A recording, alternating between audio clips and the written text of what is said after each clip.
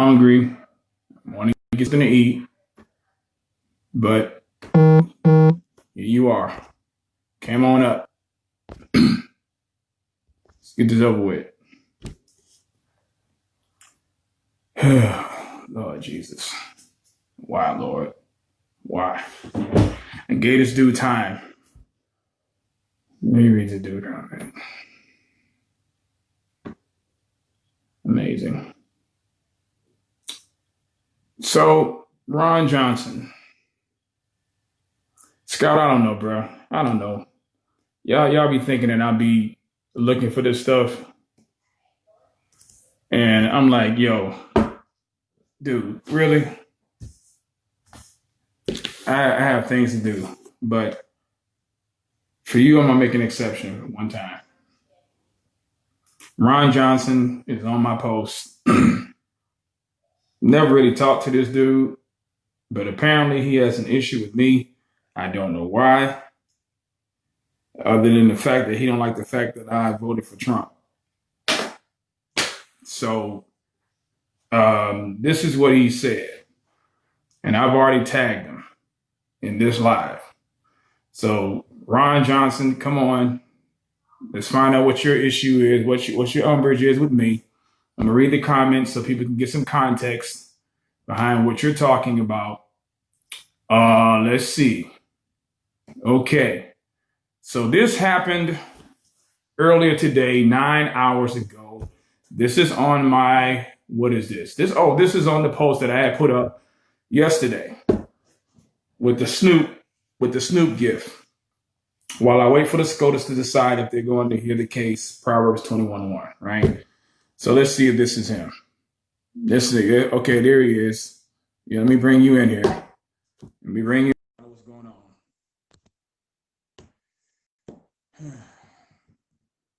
Maybe he'll come up. Let's see. I already added him. How you doing, sir? What's the problem? What's good? Hello, can you hear me? Yep, I can hear you. How you doing, sir? I'm doing well. Good. So, when you say have the discussion or have the debate, which is a good thing, I always believe in that. When you go, what is your slogan, verse? Please repeat that for me. Chapter, verse. Book, chapter, verse. Okay. If we're gonna have a discussion that's biblically based, right? And you have studied the scriptures in relationship to what your functionality is or what you believe is correct or right, then how do we have a fundamental discussion without both of us being fairly prepared to have that discussion? It would What do I need to be prepared about? I think when you have a discussion in relationship to what we were talking about the election, but then you said you wanted to use scripture as relates to that. I'm trying to figure out how broad the topic's going to be, and what's the functionality of the conversation. You wanted to have a discussion, right? Oh yes, sir. Yes, sir. So your question was, so let me just repeat it for the sake of the audience. For those who are just joining, this was posted yesterday. Please do. The Snoop gift was up. I put up here, quote, while I wait for the SCOTUS to decide if they're going to hear the case, Proverbs 21:1. And a few comments were made from others, yours in particular. I'm going to scroll down to it so that way people know that this is the reason why we're on this live now. Quote, why are you so vested in Trump being president? Biden and Trump respect the same power structure, just different ways. Trump has let COVID-19 run wild throughout our country, and that's who you want to lead you. And a few other people commented. I saw your comment and I asked you, are you talking to me? You said either one of you, or either of you, I mean, I guess it's a typo, either one of you could respond. I would love to hear your rationale.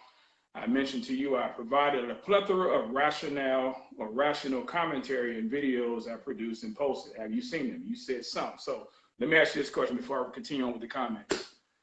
What videos have you seen regarding my statements in support of Trump that I provided biblical support for? Can you list them? Oh, you know what? Not in total and not in full. So I can't. Can you list one? Nah, because that would make me a fan. I'm not a fan of any man. No. Why would it make you a fan if I'm asking you to list That one? That would mean I would have effectively following you, and I don't well, you're follow following me now, aren't you? No, I follow Christ. You're not following my comments? No, you made a statement, and I posed a thought. So if I made a statement, you posted a thought, that would presuppose you've been following my statements about Trump before, right? No, you have a group of folks who buy into your ideology and your how would you know that process. How would you know that if you're not following me? I've seen the one thing I'm a little different from you in this aspect. You know, that's how I know who Mark Levine was. That's how I know who OAN is. Mark Levine, the great one, so to speak. That's how I know who Rush is. Listen to him often. I really enjoy Rush because Rush is funny. Haven't listened to him much recently, but what I would say to you is I don't live in a silo. So I listen to a lot of different things that allow me to have a broad view of influence in relationship to processing information. And then somewhere in the middle of that is the truth, more often than not. So let me ask you a question. Are you a Christian? Yes, sir. What's your give me your conversion story if you don't mind. Conversion story. Yeah. Wow. You know what that means?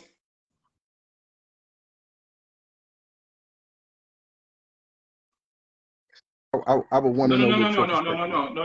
No. I'm not asking. I don't need to explain from my perspective. I just asked you a question. I said, "Are you a Christian?" Your answer was yes. I said, "Can you give me your conversion story?" So it's not about me. So when you say conversion story, I didn't ask you about you. I asked you from which perspective are you speaking? Right. So if we're going to have a conversation, I'm sorry. If we're having a conversation and both of us profess to be Christians, you profess to be a Christian, then that means it presupposes that we should have a discussion based on what Christ has said, and we know that is to be found in his word. Would you agree with that? I concur. Okay, so when I ask you what is your conversion story, do you understand what that means? And that's why I posed. No, that's why I posed it. Oh, listen, no, because here's the thing. You're a very intelligent man, but you use wordplay to trap people who are not intelligent people. So when you get them on your platform, how am I using wordplay? Yeah, when you get them on your platform, how am I using wordplay? Forgive me. So my thought process was to say to you effectively, describe what it is that you're asking me. So when you give a person a broad point of view, you're going to get a broad answer. But if you give me a specific point of view, then I can define for you what the answer is that you're looking for.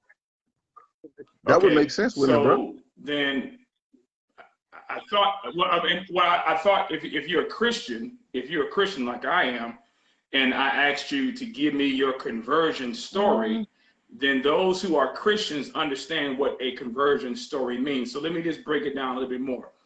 Okay. That's what I need. That's what I need from you, brother. That's what I need. No problem. But if you're saying that you're a Christian, that's a pretty basic question. So I'm not asking. I didn't go to seminary.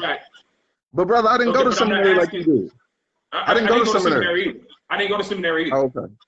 Okay. So both of us on an even keel here. So my question was, if I'm asking you a question, and you're saying that you're a Christian, that's a basic question, and you're either saying, well, that has, depending on what you mean by conversion. Conversion for a Christian means only one thing. So basically it means, how did you become saved? How did you become a Christian? Now that's a specific question. Thank you. I appreciate that. Okay. We're clear.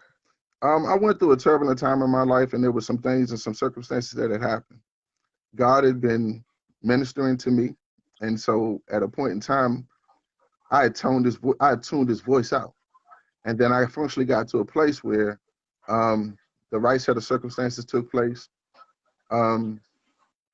Situations happened, and I yielded my life to Christ based on some circumstances that I went through. Okay, what do you mean you gave your life to Christ? What did you do?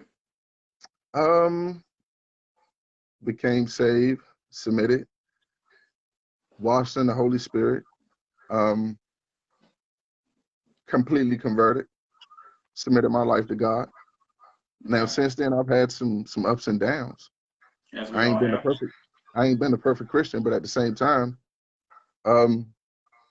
that conversion took place probably around 2000. I'm gonna say 2000. Well, I appreciate that. I just wanted to make sure that that I'm speaking to a professing Christian. So I just want to make sure What? we have the basics down on that. Yes, sir. So I appreciate that. So let me continue on with our discussion, and I appreciate this dialogue. And I'll say this to you: when I ask people to cam up, not many people do. So I give you not to bash anyone. It's only to have a dialogue and discussion with somebody face to face. Hopefully, I didn't lose him. Let me see if he's able to come back on. Hopefully, he'll be able to jump back in the live. We may have lost him on the bad connection on his end. But ladies and gentlemen, this is I invite these kind of discussions. But in order for us to have a biblical discussion, I need to make sure that we're discussing things and agreeing biblically. So I'm waiting on him to come back in, and hopefully we can continue on. Let me see. Let's see if we can bring him back on.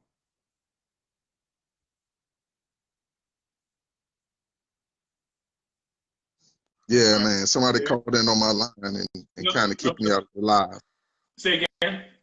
Somebody called in on my phone and kicked me out of the live. Yeah, I had let me make sure I put down "Do Not Disturb" on mine while you had it, because I did put the I put my. Yeah, I don't know how to do all that. You more technically sound than I am. Now we probably I'm learning from my daughter, so.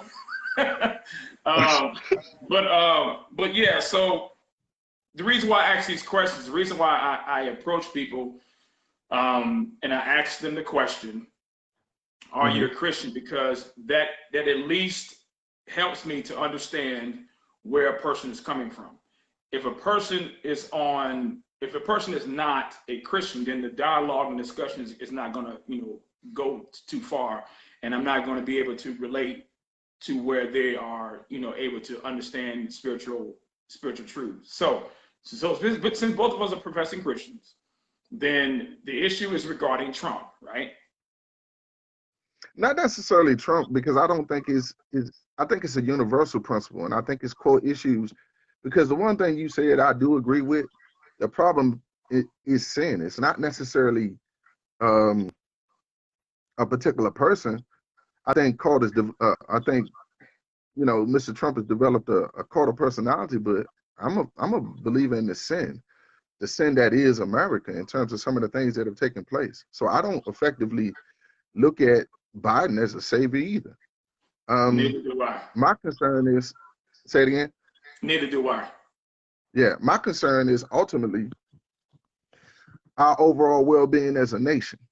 Our overall well-being as a nation in some aspects have suffered, because when you effectively look at what is taking place, we know scripture speaks of these times coming, plagues, war, rumors of war, all these things were foretold. So we're in that space. So being in that space, effectively, my concern is the management of this plague. And that's my ultimate concern when I look at a lot of the supporters of Mr. Trump. So everybody the management. So you say the management of the plague. What do you mean by that? There's not been an effective federal response, in my opinion. The effective federal response could have been a lot different, and it could have been unified. We are the United States of America. So if a word or a person is defined by a word, then that word should represent effectively what you stand under. So if you say it again. Can you give me an example of that? I was get ready to get there. If I profess to be a Christian, I should be purposing to be Christ-like, right? Exactly. So if I profess to, I'm gonna give an example. Support a certain football team, just throwing something out there. Then when my team loses, I don't get missing. I take the good with the bad, the bitter with the sweet. So my grandfather always said, stand where you stand, be a man at all times. So if you're short, you fall short, stand on it. If you are not as consistent, then I can't effectively deal with you. So my whole thing is, I just want, best we can, a collective understanding of one another. Okay, so, but what was his response to the Chinese virus that you have an issue with? That in and of itself, that's my concern. Because in all honesty, because it's being coined, that phrase. Man, we don't have to define the phrase, because there's some history and some documentation that states that that virus actually came from U.S. laboratories and went over to Wuhan. Where you get that information from? Man, you know what? I'm not gonna get on here and say that, so I won't say it. You know what I won't say? But you already did. So I did, and I'm in error. And you know what, Mr. Woods, I'm gonna say this. That's why I said I needed to be prepared to have a conversation with you, because you either had two spirits. You had the spirit of truth, or you had the spirit of error. So me speaking on that and not having the documentation to back it up will represent error. But in all true honesty, there is documentation out there on the internet that states that from various different sources. But may I interject and ask you a question? Where you getting that information? Where you getting that information from? Pulling it from various different sources. But I told you, give me one. Let me say this point. I'm going to say I'm in error because I can't back it up. Because that's when the young lady asked the question, she posed a statement. She said, "Well, why wouldn't you come on, and why wouldn't you came up at the time that Sekou asked you to come on?" And I was just like, "Well, I would like to be prepared. I would like to have a set of circumstances where we're going to discuss this thing, and we can align." You do recall this morning you and I had the conversation. This is in the chat. We did. But I didn't know you was gonna bring me on immediately. So that's why no, you did, because I told you I was. I told you it's right in the chat. I can read it to you if you wanted to. I can read it to you. No, this is what you said. You said you was gonna brew you some breakfast, this, that, and other. But that was not a defense. I said I'll do it within an hour. I said I probably do it within at least an hour. You don't remember that? It's right there. I can read it to you. You want me to read it to you? The receipt is right there on the screen. What you said could be verbally true, and I do believe that you put. Could I finish my statement? Sure, go ahead. It was in the chat, but at the same time, what I'm going to say to you,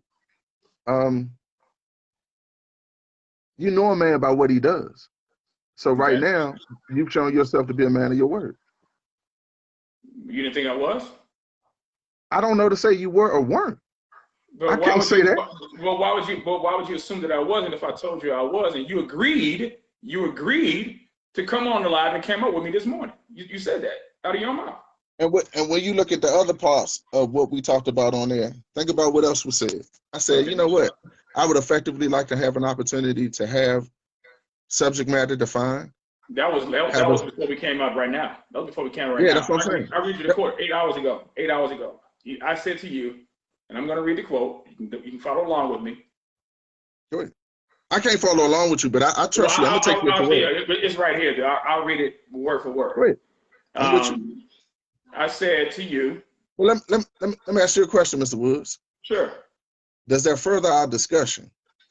Because I've conceded the point. I've conceded the point that you're right. So now let's move forward. Okay. So the point I was trying to provide was that you were aware, and we both agreed that we would come up today to have the conversation. I'm here now, right? So let's move forward. So the question you was asking about, I mentioned about the Wuhan China virus. You took issue with that slightly, like you're doing now, and that's fine. But the No, fact of the no. matter is, and here's the Now you fact. practicing psychology right now. No, I'm not practicing. No, because I don't hold the psychology. I don't hold the psychology. I hold the biblical counseling, nuthetic counseling. But here's the point that I'm making. Mm-hmm. The Wuhan virus came from Wuhan. It came from China. That's a fact. The CDC knows that. Actually, Anthony Fauci, he attests to it. The Chinese government attests to it. As a matter of fact, the Chinese government wanted to kill one of the people that wanted that exposed the fact that the Wuhan virus came from China. Now, regarding President Trump's response, depending on where you're getting your information and your sources from, let me just give you a left-wing source. A left-wing source. I'll give you two. Joe Biden and Nancy Pelosi. Both left-wing, both far left, both Democrat, both liberal. Both of them chided and openly and publicly rebuked President Trump for his response of shutting the country down January 31st. In fact, you can go on Joe Biden's Twitter feed. Joe Biden publicly accused President Trump of being a xenophobe and said in his I remember those statements. I remember those. Okay, let's move forward.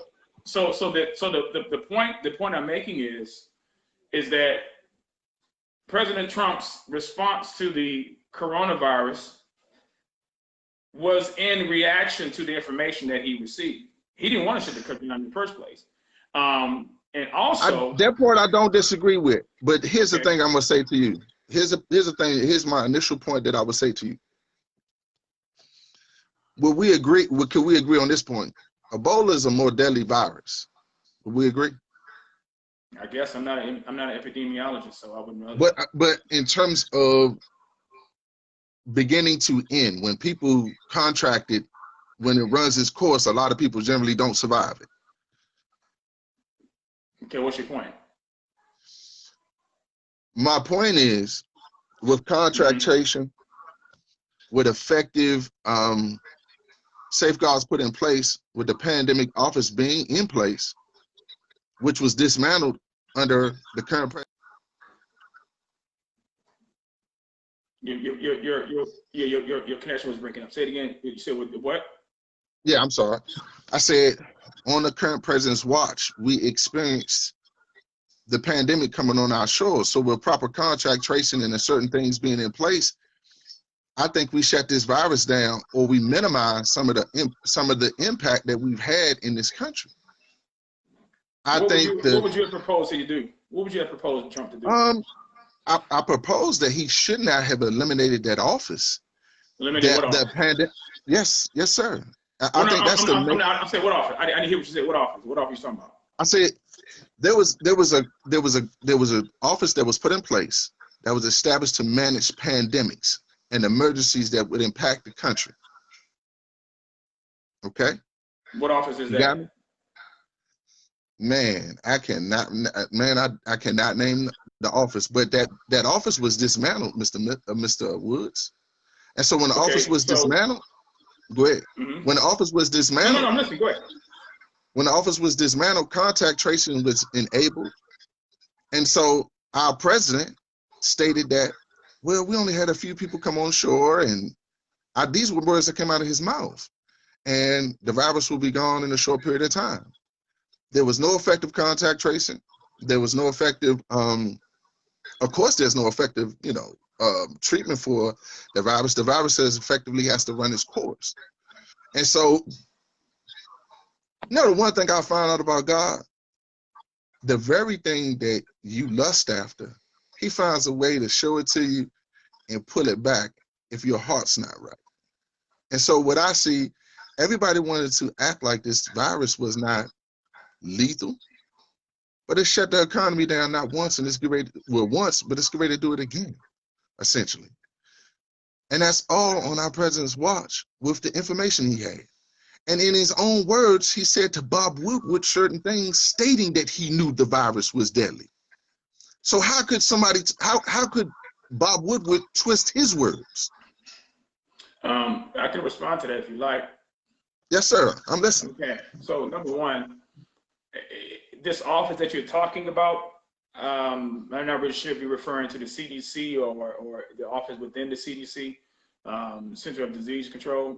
I mean, that pretty much is where Trump would get his information from, besides his advisors, like Anthony Fauci at the time before he went rogue. But you would have a president that relied on information that he received.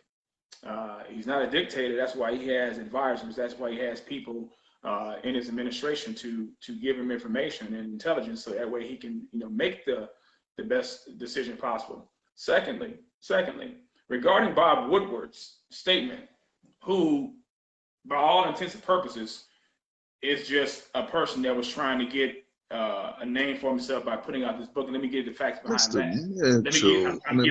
Mr. Woods, I'm giving you facts. I'm giving you facts right now. Mr. Woods. I'm giving you facts. If you don't mind. He broke the biggest. If you don't mind me giving you facts, I'll give you the facts. I don't disagree. When you say that, that's not facts. That's conjecture. No, well, it's not conjecture if I can provide cement and concrete evidence. How can you? He broke the biggest story in the 20th century. Why would you consider that to be the biggest story when the man lied? I'm not talking about President Trump. I'm talking about Watergate. You're talking about Bob Woodward, right? But I'm talking about Watergate. So what about Watergate? So what scandal are you saying that was exposed about Trump, whereby we're having this conversation? So let me just give you. You go ahead and speak. Okay, so when he had the conversation with Bob Woodward and he said he knew that the virus is deadly and he didn't want people to panic, that's not lying. That's leadership. Let me give you an example. Mm-hmm. I'm a father. I'm a husband. Yes, sir. Me too. And so, as a husband and a father, I'm to lead by example. I'm not to lead by feelings. Therefore, and I have biblical precedent of that as well too. When you have a leader that is panicking, then that incites fear and incites panic in those that you're supposed to be leading. So in the face of fear, in the face of a pandemic, you don't want to walk around saying we're all going to die. You want to walk around saying every last one of us is going to contract the virus. What you do, you make the statements that are necessary to quell the fear. It's no different than a pilot on a plane. The pilot on the plane can see the danger. The pilot on the plane can see that that he's approaching turbulence, but he doesn't go on the PA system and say, "Oh, everybody, brace yourselves because we're gonna possibly die here." It's all about how you phrase the term. Could I interject one point though? Sure. The one thing that really concerns me, that's beautiful what you just said. That's a great statement. So I respect that. In all true honesty, what you said is true in terms of leadership. And I've actually had experiences where that has happened. My concern is this. The masses would be affected in a different way than President Trump or some of his friends, quote unquote. The treatment that he received, the treatment that Mayor Giuliani received, was totally different than the masses. Well, can I can respond to that? I can respond to that as well. Mainstream media. Are you familiar with them? Yes, sir. Okay. What about hydrochloroquine? You ever heard of that? Yeah, I've heard of hydrochloroquine. What about Dr. Emanuel? You ever heard of her? No, sir. I have never heard of her. You want to know why you probably never heard of her? No, sir. Because the mainstream media silenced her, shut her down. Now, she was one of the doctors, African doctor, who was actually on the steps of the Capitol, I believe. You're talking about the video. I seen the video. I know what you're talking about now. Okay. Great. So Dr. Stella Emanuel gave, and not only her, but a dozen of other reputable doctors of the effectiveness of hydrochloroquine mixed with other drugs. Now, that's not what he took. That's not what was documented that President Trump took, from what I know. He was mocked. He was mocked for even mentioning that. And other people who shared that video were shut down, or the video was removed because it was said it was misinformation and disinformation. It's a lie. It was not. So he received medication and received treatment, and his recovery rate was better within days. And as a matter of fact, you don't have to take my word for it. There's a 99% recovery rate for those who do not have core morbidity issues. So a person like myself, I may walk around wearing a mask, but I don't wear it over my mouth. I don't wear it over my nose, but I only wear it when I am quote unquote required to at my job or in places of business. But I'm not walking around in fear, and neither do I need to wear or neither have to take any type of medication, and neither will I be forced to take any type of vaccine, which brings me to this other point. Operation Warp Speed, people can say what they want to say about it, but even people like CNN, even people like MSNBC, and other liberal, mainstream, left-wing sources have to concede the fact, people like Jake Tapper, who publicly went on record on CNN and had to publicly announce that what this man has done regarding Operation Warp Speed was done in record timing. Now, I don't understand how you are making an issue out of this when your question was, how are people like myself supporting Trump? What has Trump done that is worse than what Obama had done in 8 years? Man, listen, you know, this is going to sound kind of crazy. I'm ambiguous about Mr. Obama because I'm not a big fan of his like a lot of people. People believe in symbolism. I don't believe in symbolism. I believe in you either have results or you don't. Okay, that's good. So, in all true honesty, the symbolism of him being elected was a beautiful thing. The results, yeah. I mean, the symbolism. You know he's not really black. You know he's mixed, right? I mean, black, whatever. It represents mama's white, his skin, daddy black. His skin tone. His skin tone represents the ability for us to overcome some of our skin tone. What? Could I finish my statement? The acceptance of his skin tone in terms of leadership has allowed us to overcome some of our lingering issues with slavery, I felt initially. But we're not in a post-racial America, in my opinion. We still have some significant concerns, and those are some of the concerns I have with our president right now. I feel like he stokes the flame of certain things. I feel like with the situation with COVID, I didn't even talk about some of the race baiting I feel he does. I could care less about that. Let me finish my point. I can care less about that because it is what it is. But the thing that I will say, on this core principle, all of us, well, I'm not going to say all of us because I've been blessed, but a lot of us have lost loved ones as a result of this situation with COVID. Some of our relatives have died alone as a result of COVID, not necessarily in nursing homes or other certain situations where people couldn't visit their family members or their loved ones without feeling like they were going to affect them. So the psychological impact of that. Go ahead. How is that Trump's fault? Hold on. How is that Trump's fault? Because you blaming all this on Trump. Trump doesn't run. He doesn't run states. Governors do. No. Mayors run states. Stop. Now, Mr. Woods. I keep wanting to call you SaikoWoods Mitchell. So forgive me. I apologize. Just go ahead. I'm just trying to. I'm trying to find out how is this Trump's fault. I'm trying to find out how you blaming Trump for this. Now I'm gonna say this. Is he the commander in chief? Yeah, at war. Okay. So in peacetime, right? Can we agree? Hold on. Can we agree on that? In peacetime, what is he then? I'm gonna ask you that question. In He's peacetime, the president of the United States, but he does not have state authority. Let me give you a case in point. That place called Portland, with all that rioting and looting and shooting. Chicago, Chirac, all that shooting and black on black violence. Trump wants to go in and clean it up, but hold on. Does Trump have the? You speaking my language now? Well, you speaking my language now? I don't think we are yet. I don't think we are. Let me make my point. Because you're blaming Trump for things that he has no control over. So let me ask him a question.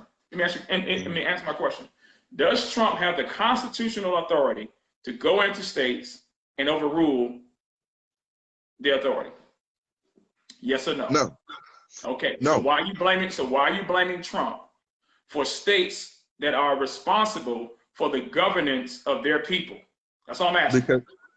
Okay, so Can I speak to that? Go ahead.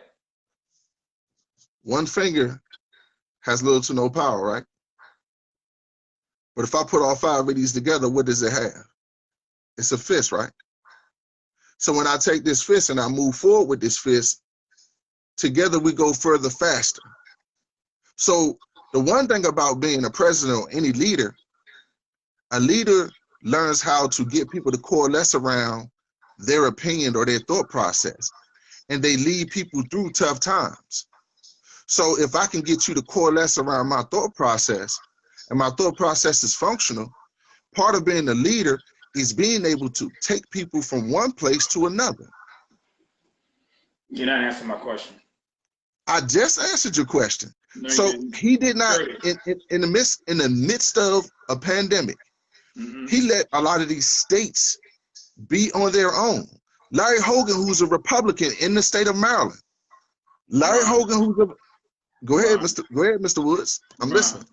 I'm yes, sir. asking you a question and you keep skirting around it. I'm not skirting around the answer. No, you are, and so I got to bring you back. The fist analogy, you might as well have had leprosy. You might as well have had wicked hands because it made no sense whatsoever. Second of all, it did not. Second of all, so one finger possesses the same power of a fist. No. Listen. The president of the United States does not have the constitutional authority to overrun states. He must be requested by the governor. The governor. Once he gets permission from the governor, then he can act and bring in the support or the troops that is necessary to bring law and order. This is the reason why, Ron, people like Chicago, or places like Chicago. Places like hold on. I'm giving you the information because you're getting your information from the mainstream media. This is the reason why you're mixing up points, though, brother. I'm not because you're blaming Trump for something that he has no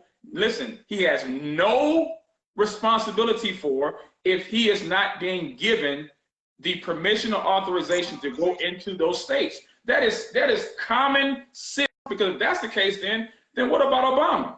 When the H1N1 had hit, Obama didn't react. Obama didn't respond. And in fact, what is that guy's name? The gentleman that spoke, he was Biden's health advisor. He said the only reason why the H1N1 virus did not have a more calamitous effect than what we see with the coronavirus, he said it was just based on luck. He said because he said that the Obama and Biden administration did not know anything. They knew nothing about how to respond to this. The reason why this pandemic, or quote unquote coronavirus, has made as much, I guess you'd say, much exposure is because of the media. When Obama was in office, more people died, but because the media loved Obama, because the media thought Obama was the Messiah and believed it was the Messiah, anytime you got people swooning over you, then he can do nothing wrong. So you have all of these things that were going on over President Trump. It's a call to personality. Ron, are you hold on, Ron? Are you going to sit here and tell me that Obama and Trump, when it comes to exposure and how the media responded to both of these presidents, are on even keel? Is that what you're telling me? Please tell me that you're not telling me that. We're losing the point. Mr. Woods, let's not lose the point. No, we're not losing the point. I'm asking the question. Are you saying that the media's response, all I'm asking, are you saying that the media's response to Trump is the same as it was with Obama? That's all I'm asking you. You're burying the lead, man, and we're losing sight of the discussion. I'm just asking a simple question. Can you answer the question? No, I won't answer because you're burying the lead. Let's get back to the point. So you won't answer the question because you know the question will force you to have to concede again that you don't know what you're talking about. I wouldn't concede that point. Anybody that understands current events in history would have to agree. I wouldn't concede that point. What Trump is going through now and how Trump is being treated by the media pales in comparison to how they treated Obama. Trump is Mr. Woods, treated far worse. Mr. Been hated Woods, by the mainstream media, been hated by Mr. Woods, academia, has been hated by Hollywood and any other entity known to man, all because he said Mr. he wanted to Woods, drain the swamp. And that's why. And those are facts. Mr. Woods. I'm gonna state this point. You get more bees with honey than you do with vinegar. You're So not making any sense. If a person hates you, it doesn't matter what you give them. If a person has a hatred for you, if a person is lying to you, hold on. If a person is lying, if the media is running the information, and if the right. media is having, and if the media is having the president of the United States censored and silenced when he's making presidential addresses, and they never did that with Obama, what do you call that? Well, if they're doing real-time fact checking in relationship to what's being put out, and they feel like what he's saying is dangerous, they feel like what is. Hold on. Is that not a part of the First Amendment? Freedom of the press. Yeah, but it's hold on. Freedom of the press. Freedom of the press. Do not the people have the right to know the truth, or is it the press's responsibility to give us what they think is true? It's the people's right to know what is true. But here's the thing that I would say to you. Here's the thing that I would say to you. It's the old statement: to whom much is given, much is required. So if you're effectively putting stuff out there in the public sphere that's not truthful, based on what, Ron? Based on what? Based on people speaking to the fact checkers. Give me examples. Ron. Mr. Woods. Okay, I'm gonna say it. During the last debates, I haven't even really watched the debate during the presidential election because I was just like, man, both of them are daggone non-starters for me. But here's the thing that I would say to you. What I did watch, when they went back and they debated the circumstances and they reviewed the debates, when they completed the fact checking, it was ridiculous. What are you talking about? So many. Give me an example, Ron. There were so many points where they proved that President Trump had manipulated the facts, man. Like what? Give me an example. You keep talking about there's so many. Give me an example. Give me one. Please. Man, do you need time? Need to call a friend? Say what? No, I don't need to call no friend. Okay, so then give me an example because I can give you several. Give me an example. I don't need to call a friend. That's one of the reasons why when we had the discussion or when I was talking to you about really just, hey man, let's have this. You know what we should do? Because I'm supposed to be taking my kids to the light show, and I'm getting ready to actually do that. My wife already left me because I'm supposed to be going to get something to eat with her. So hey man, you made my wife leave me, bro. Look, we both need to daggone get right on that one because my wife just called me, looking at me, probably being on Facebook Live, and I'm supposed to be taking my sons to do something. But the point I'm trying to make, I appreciate it. I appreciate the conversation because I think it's good that. Likewise. I think it's good for people to get on, in situations and talk and have functionally adult conversations. So, absolutely. We should do this again at some point in time. Yes, sir. Now, I do definitely need to go and take care and tend to my younger ones. And I know she's gonna probably kill me. let me just ask you this question. Let me ask one more question before I let you go there. Shoot, sir. Hunter Biden, you heard of him? Yeah, I've heard of some of the things that people have said about Hunter, but I've not really fact checked a lot of the information. I've not. Where'd you hear it from? Various different resources. I've seen some stuff from OEN. I have a couple of different friends of mine who are really staunch Trump supporters. Mm-hmm. What about mainstream media? Have you heard any reports regarding that? I've actually seen some stuff in relationship to mainstream media, like CNN and other places where they've talked about some of his dealings. And what do you remember anything what they've said? There were some sketchy dealings, in some of the foreign situations, some of the Baltic states, some of the circumstances he had going on with China. A lot of it is, Asian investing, things of that nature. So, yeah. So, but would you say that the scandal regarding Hunter Biden, the scandal regarding Joe Biden's dealings with the Ukraine, and him being, you don't believe that's true? I don't feel comfortable with speaking on that because I have not done enough research on it. And that's why I said I would like to do some research on some of the things that you were talking about, and then really be able to come back and convene. That's fair. That's fair. But I guess my thing is that what I find rather interesting in this discussion is that when pressed about Trump's accusations, when I ask you to present something, you say, well, I got to look for it. But then you still posit these accusations as though they're true. So now when I'm asking you about things, the only two things that I affirmed was the fact-checking concerns. Mm-hmm. I stand on those 100%. I just can't put out specific information right now because I don't have it in front of me. And the second one is the federal response. I do feel like the federal response could have been better to that, and you refuted in your statement, but I don't necessarily agree with what you're saying, because the whole thing about the United States, the president has veto power. The president has significant legislative power. Can I interject one point? Veto power win. Veto power win over states or over Congress? Not over states, but when bills are introduced, or you can get folks to coalesce around. Okay, but what bills are introduced specific policy? Let me ask you this question. Could I ask you this one question? Sure. What policy did he make effectively? Are you serious? To address COVID, in your opinion? COVID relief. Over $2 billion were given. Man, come on now. Hold Stop on. that. Wait, Ron, you asked me a question. Ron, you asked me a question. I think $2 trillion was approved, okay, for COVID relief. Now, man, who got a significant portion? Kushner got a nice little check out of that. Ron, you didn't ask me who got a significant portion. You asked me one question. What did he do to help people during the COVID crisis? That's what you said. I'm paraphrasing now. And then I give you an answer, and then you talk about, man, how many people get over it? That ain't the point. The point is he signed a bill. He helped people who, by the way, he did not want to shut the country down. He didn't want to shut the country down.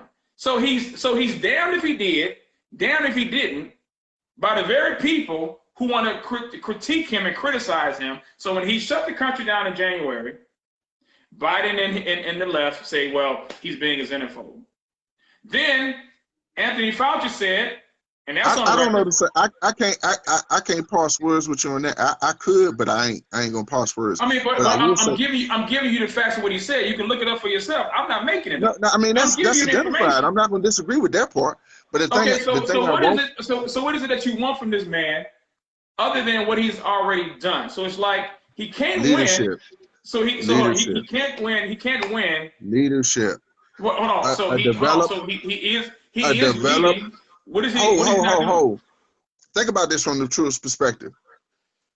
When there have been functional meetings at the White House for business associates, and those business associates have gotten their marching orders and went out and effectively moved out on things. Why isn't that the same focus of sitting down with all 50 governors, even if you don't agree with them? Even if I don't. Who is he refusing to sit down with? What are you talking about? Well, here's the thing.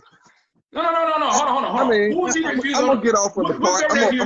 I'm gonna start parsing stuff, man, and that's not gonna be good. And then I'm gonna sound crazy. Okay, so here's my point. Here's my question. Because you make these statements, and then I'm saying, okay, who has he done it with? And you can't produce anything. So let me go a different route. Larry Hogan has sat down and actively talked to him. And Larry Hogan, who is an active, Larry Hogan is the governor of Maryland, the state of Maryland. Oh Lord. He's a Republican. Rhino, next. Man, stop! You're always trying to invalidate somebody, brother. Hold on. I don't particularly like him, but he's actually a pretty decent politician. I don't particularly like him. Would you say Romney is a decent politician? Chris, you think he's a decent politician? Mitt, the jury's out. Well, I'm not gonna say Mitt is fair. I would give Mitt that. Mitt is fair. I feel like it's fair time. Yeah. I feel like he's Okay, fair. so we talking about the same Mitt Romney that threw Trump under the bus to try to get support from his own constituents. Something like that, Mitt Romney. Some of that Mitt Romney. This is why I call him Rhino. There have been a number of interviews where I've seen him say things that I didn't necessarily agree with. Mitt Romney is a career politician. Trump is a businessman. Trump is a businessman. So Trump is not in it for the money. That's why he gives his checks away. Let me go to this one point. So let me ask you a question. Let me ask you this question. Okay. See, I'm getting into other questions, and I'm supposed to be getting off of this thing. I got one more question to ask you, though. But go ahead. Great. I got one more question to ask you. But go ahead. Get yours I'm out. listening. Get it out. Get yours out. No, I'm listening. Go ahead. Okay. This is from the 24th of November. I'm going to quote this. Okay. Quote. 17% of Biden voters would not have voted for him had they known scandals liberal media censored. Now, let me ask this one. Were you aware of Biden's sexual allegations that he had? Were you aware of that? That he was accused of having sexually assaulted a woman back in the 90s? Were you aware of that? You're aware of that? That's not something I'm aware of. Yeah, I'm pretty sure 35.4% of Americans who supported Biden were not aware of it either. You know why? Because the mainstream media cloaked it. They covered it. But here's the funny thing. That same. So you're making my point. So you're making my point for me, though. Go ahead. I'm listening. So the same accusation was presented during the primary debate between Biden and Kamala. In fact, Kamala went on record saying that she believed the accuser of Biden. Mm-hmm. Gotcha. Now here's the thing. Had that been Trump, and I know some of y'all will probably say, "Oh, the Access Hollywood thing." Let me just say this, because I said it on another live with 4 black guys who basically got trashed because they tried to use that same accusation but didn't want to hear the context. Trump did not say grab them by the pee. He said they will let you grab them by their pee. He said they will let you when you're famous. Don't listen. Don't take my word for it. Listen, Ron. Don't take my word for it. I'm not justifying the behavior. I am only clarifying the statement. He said, when you are famous, when you have money, this and that, they will let you. Notice the key word, hold on, the key word is let. If it's not consensual, it is rape. This woman that Joe Biden had assaulted did not permit him to do that. In fact, mind you, Kamala Harris said that she believed the accuser. Now, 35.4% of supporters who voted for Biden said, had the media publicized that, had the media sent that out and presented that, they would not have voted for Biden just on that alone. But wait, there's more. I just mentioned to you a minute ago, the Hunter Biden scandal.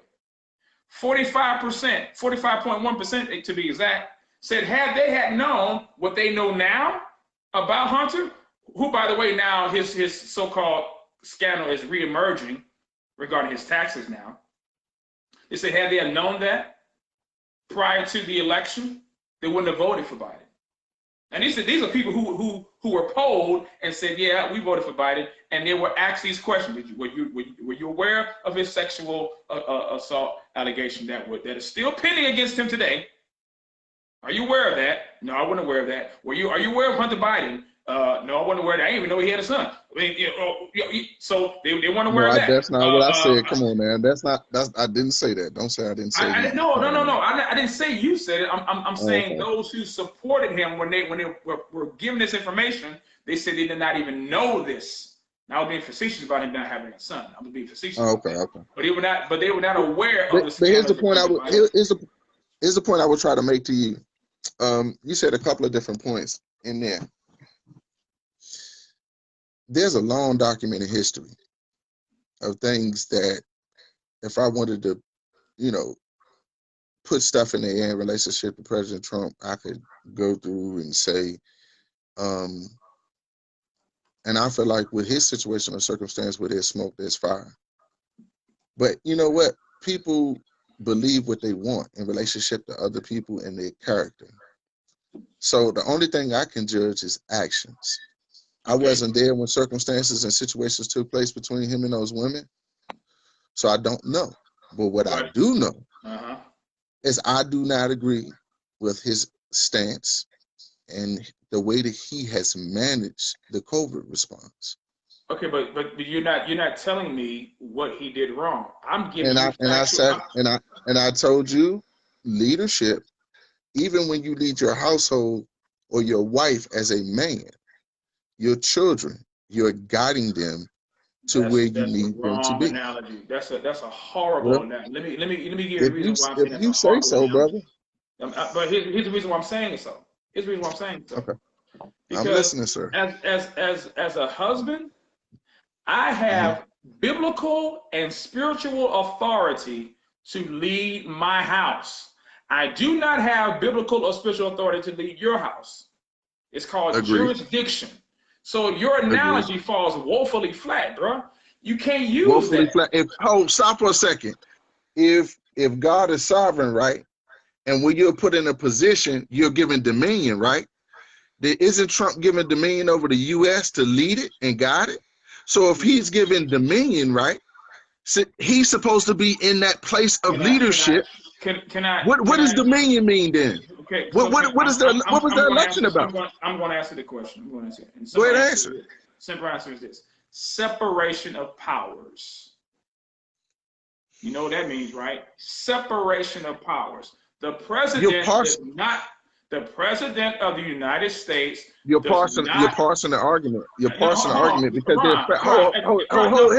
let me make this statement. Let me make this statement, and I'm gonna let you. But don't say I'm parsing it if I'm answering the question. No, let me make this statement. Hold on, let me make this statement.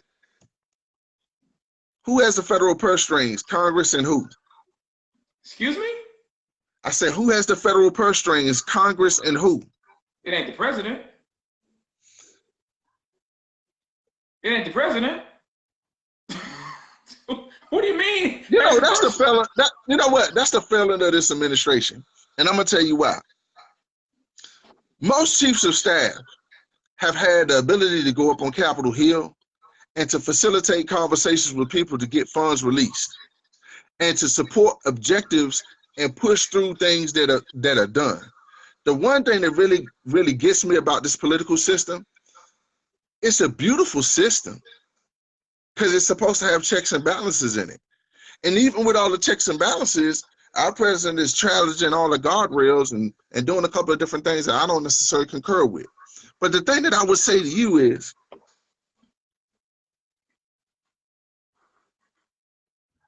the federal response in and of itself, you say in a time of war, do you not feel like our economy and our way of life is at imminent risk? Because of who?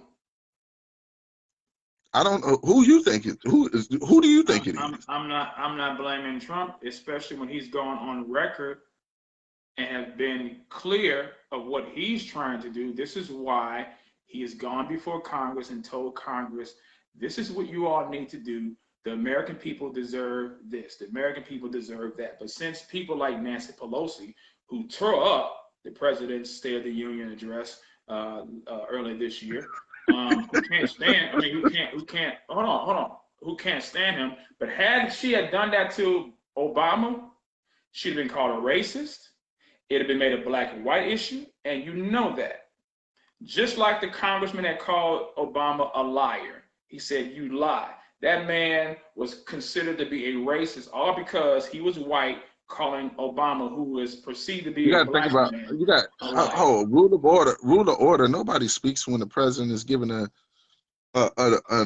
daggone speech, State of the Union. So are you agreeing with me? Are you agreeing with me that Nancy Pelosi I'm not agreeing. I'm not agreeing with you because he was out of order. That gentleman was out of order. So I'm asking a question. Was Go Nancy ahead. Pelosi out of order? Did she show a lack of decorum when she tore up the president's speech before the world?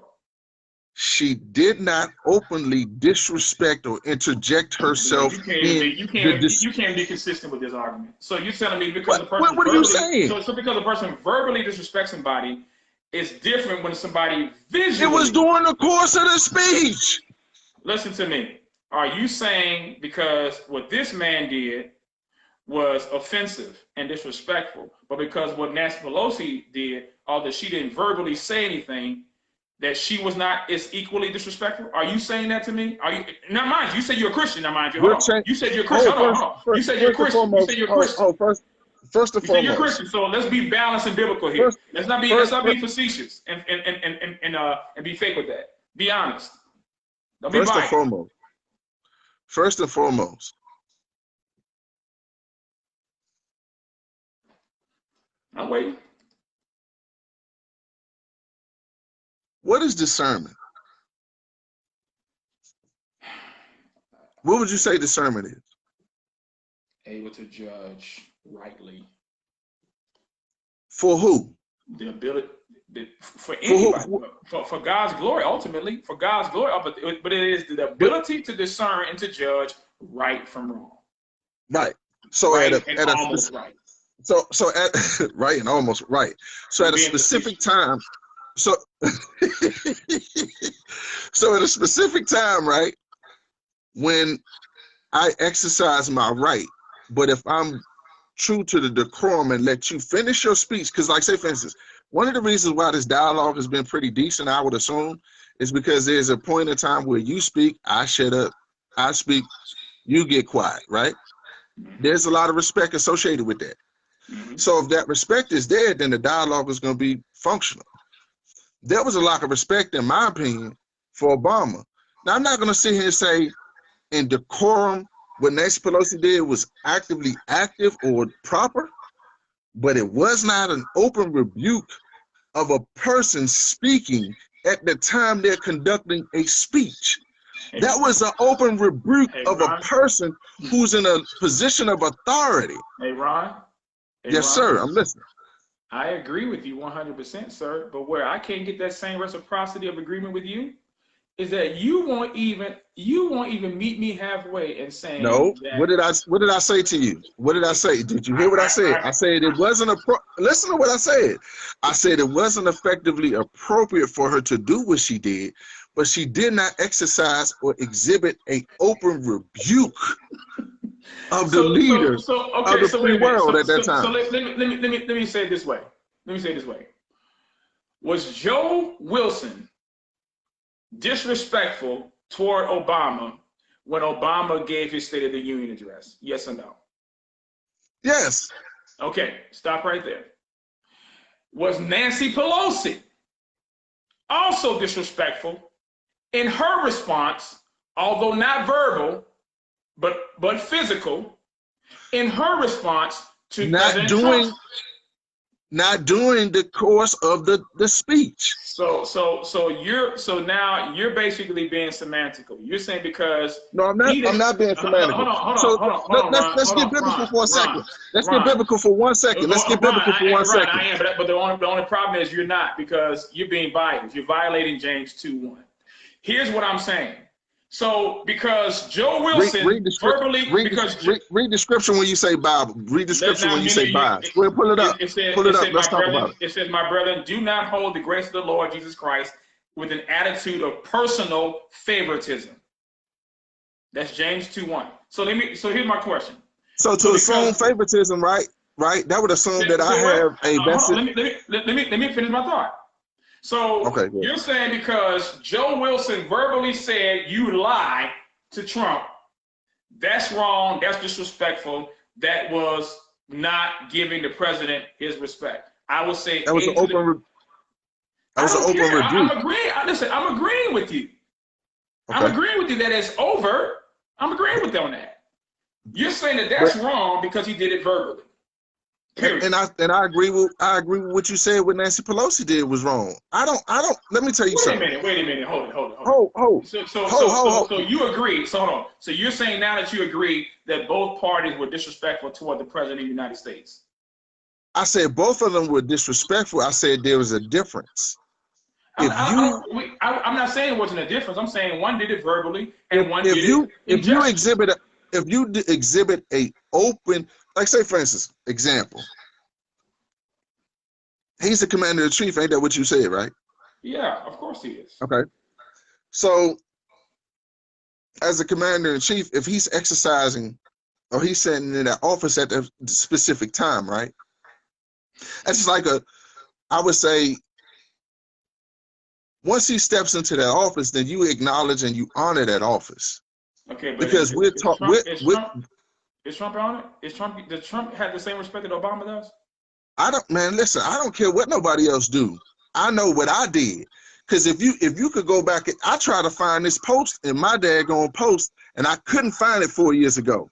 But what I said was, and one of my homeboys challenged me on this. He said, "Man, Ron, you voted for Obama." I said, "Yeah, man, I voted for him twice." He said, "Man, so you gonna give Trump the same?" Because he was a big George W. fan, big George W. Bush fan, and my college roommate. And I said, "Well, look here, brother." I said, "You know what? When he posed that thought to me, I said, yeah, you're right. Trump does deserve the opportunity to run the country and have the chance to do that." And I lost friends because of that. Because the one thing I want people to do is be fair. Don't do for one what you won't do for another. So that's my thought process. I'm consistent in that matter. Okay, so what's the problem? Because I'm lost here. The point that I was making about Miss Pelosi, I'm not, for me to defend her, I would have to be a fan of hers or a person that agreed with her. I can't defend something, or I can't be in the tank for something that I don't really fully believe in. So are you agreeing that her tearing up the State of the Union address live? It's not a matter. It's not a point of decorum, and it's not something that's consistently been done. Hold on. Have you ever seen any of that? You ever seen that type of behavior being done to a president? But I've never seen the political process devolve to the point that it's devolved to recently. Well, I would agree with you on that when it comes to respecting the office of the president. But for any House or any Speaker of the House who is third in charge, if the president dies, then the vice president. If the VP dies or something happens to the VP, then she's next in charge of the country. Are you saying to me that her actions, her behavior, though nonverbal, were not just as disrespectful as Joe Wilson's verbal disrespect toward the president? That's parsing words, man. Because that's not parsing. So what if Joe Wilson just gave the president the finger? What about that? He didn't say a word. He just gave the finger. He made a gesture. He made a disrespectful gesture. Would that be wrong? If he did it during the course of the speech, then yeah, that's extremely wrong. Because there's a certain level of decorum that takes place when you're in the midst of conducting the act. So it doesn't matter. But so it doesn't matter if cameras are watching, though, huh? It's not ideal because I probably wouldn't have done it. So I can't speak to. I'm talking about. So are you saying? So just as long. You're asking me. Think about what you're asking me. You're asking me to think about the thought process of another person and answer for a thought process of another person in terms of their actions. In relationship to something. Well, I mean, are we not to judge actions based on scripture? And again, the point that I made to you when you say judge, let me finish. I said it was wrong, but I said she did not offer an open rebuke to the authority that was submitted. It doesn't have to be. It doesn't have to be open rebuke. It's still disrespectful. It was still disrespectful against the office of the president. So let me ask this question. What's the importance of you drilling this point home? Like what? The point of me drilling the point home was that because we're dealing with two people that you seem to have basically a lack of consistency and being fair with, and making excuses toward the attitudes and actions of this man. No, I don't, because I said both of them were wrong. But then you said because he did it during the presidential address, she did it after he's finished speaking, that makes it less offensive. It does not. Because I'm gonna say this. There's a certain thing as as if you aggress against a person, right? So if you aggress against a person, your behavior is such that you've lost respect or decorum for the function of what's taking place at that given time. Now, what Nancy did was passive aggressive. Nancy's passive aggressive behavior, tearing that speech up, was like, well, I hate you. I'm going to tear this speech up right in front of you, this, that, and the other. I mean, listen, we can debate and parse that all day long. The point I wanted to make to you, and the reason why I came on, and I appreciated the dialogue, and I wanted to make this point, our president did not functionally handle the COVID response best I feel like he could have. You have yet to provide one and substantial.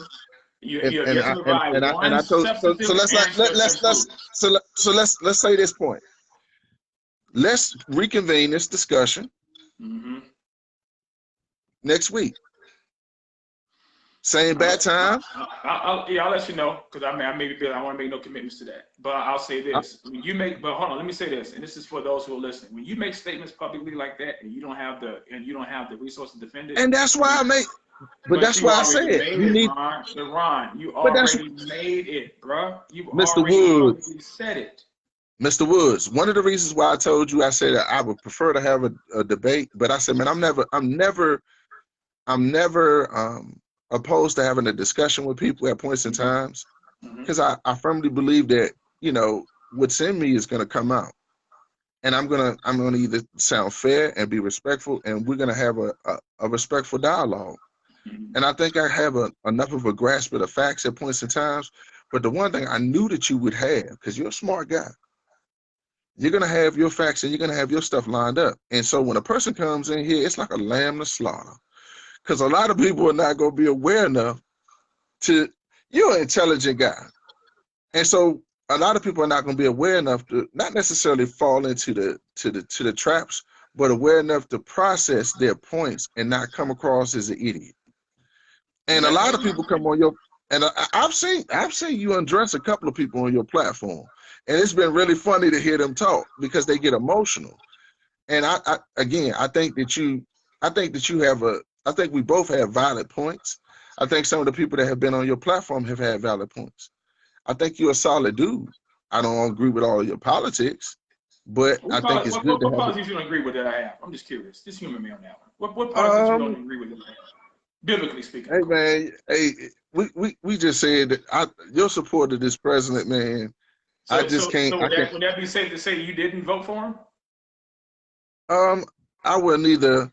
Just yes or no. Just yes or no. Just yes or no. Did you vote for Trump or not? Yes or no? I'm not gonna say one way or the other. Wow. And I know you gotta go, but I'm not trying to hold you any longer. But here's the problem that I have when questions like this. I would say this, man. I am who I am. I'm gonna be real. I didn't vote for Trump. I wouldn't vote for Trump. Okay, so did you vote for Biden?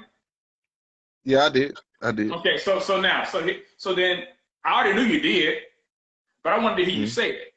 And here's the reason why. Yeah. Because now I'm going to leave you with this question. Can you show me here, right here, where voting for that man and the policies that he represents aligns with this? What specific policy are you talking about? You want me? You got time?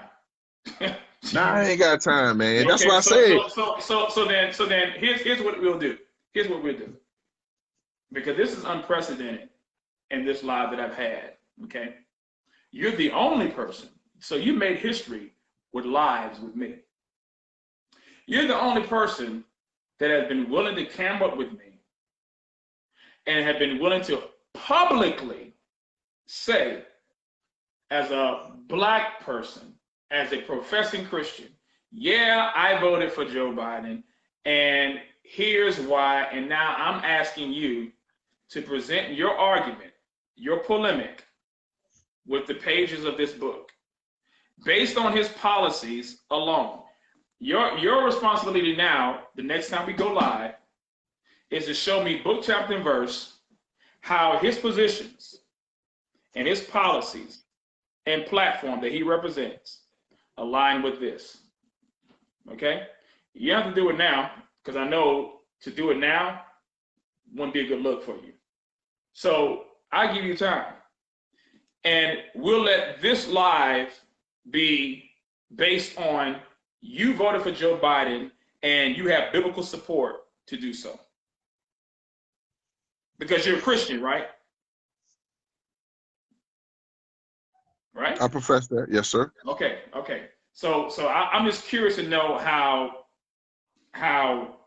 violating the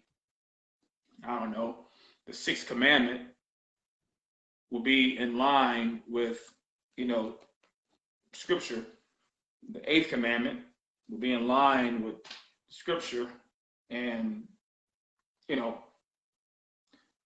ninth commandment, 10th commandment, first commandment, second commandment,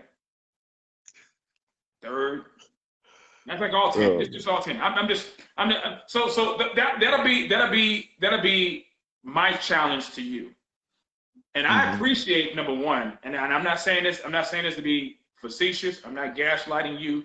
I appreciate this dialogue. I really, really do, because it's dialogues like this, I believe, that helps people think biblically. Because it's not me trying to win an argument. Piss on an argument, okay? My goal and my responsibility as a Christian is to cause all of us in the body of Christ to think biblically. Because if we're not thinking biblically, then we're not honoring God in our thinking. And since God's going to hold us accountable and responsible for how we think, then we better make sure that how we're thinking is going through the grid of sacred holy writ. Would you agree with that? I don't disagree with that. All right. So Ron, I appreciate it, my friend. Thank you so much, man, for the live. And tell your wife, please forgive me. But you're gonna take some your blame wife the same. You're gonna take some blame for that. I'm gonna get killed because I was supposed to leave here at a certain time. I was like, man. And my son was looking at me crazy, so I got to get downstairs. But hey, appreciate the conversation. I do appreciate it as well, and I'll post this on my YouTube channel as well for those who may not be able to have viewed this live on Facebook. And I just believe that conversations like this are beneficial, whether we agree or whether we agree to disagree and go our separate ways. At least people can see that two men can have conversations regarding issues, present statements, present their arguments, present their position, and not walk away attacking, belittling, and character bashing one another. So I definitely appreciate that, sir. Yes, sir. Hey, man, you have a good evening. You do the same, brother. Take care. All right, take care. All right. All right. All right. So I appreciate that, y'all. I'm really happy that we had that discussion, because again, these are discussions that are important to have. Those of you maybe watching that support Joe Biden and things like that, don't take my word for it. Do your own research. Do your homework. See what happened with his sexual accusation regarding Tara Reid around 1993. It's the same Tara Reid that Kamala Harris said that she believed that she was sexually assaulted by Joe Biden. But hey, just making that statement. So anyway, Liberty Bell, you said mic is low. I'm about to get up out of here anyway, so hopefully you all are able to still hear me. Yeah, not. Hold on, let me see what's going on.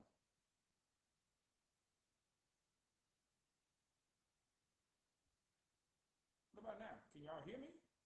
Can anybody hear me? See, my mic is very low. That's crazy.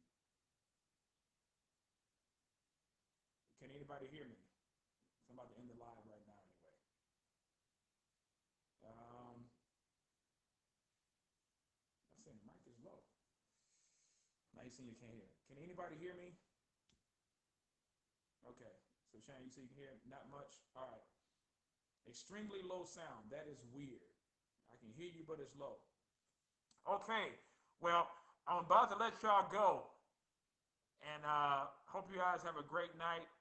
Again, I was saying, for those of you who are not aware of the Tara Reid sexual accusation and allegation that was made, that is still, to my knowledge, You say it was known before the agenda logged off. Yeah, probably sound messed up. But anyway, check it out for yourself, okay? Check it out for yourself. Don't take my word for it. Look up the information and you'll find it for yourself. Tara Reid. And then go to the link. Oh, you say I can hear now. Okay. I wasn't sure if y'all could hear me. Now y'all say y'all can. Okay, now you say you can. All right. But anyway, I'm about to go, man. That was not planned, but hey, God's providence, and I'm hungry. I am hungry, y'all. I'm hungry. But anyway, I'll let y'all go. You guys have a great evening. Look at the facts, y'all. Let's help people think things through biblically. Can we do that? Can we all do that? And I guarantee you, some people will have their eyes opened and ears open to the truth as well too. So anyway, I'm out of here. Let you guys go. Y'all have a great evening. Put up those articles. 17%. 17% of voters would not have voted for Joe Biden had they had known about the scandals the liberal media had censored. Look it up. All right. Have a great evening. Love you guys. You know the drill. Whatever you do, do all to glory and honor of God.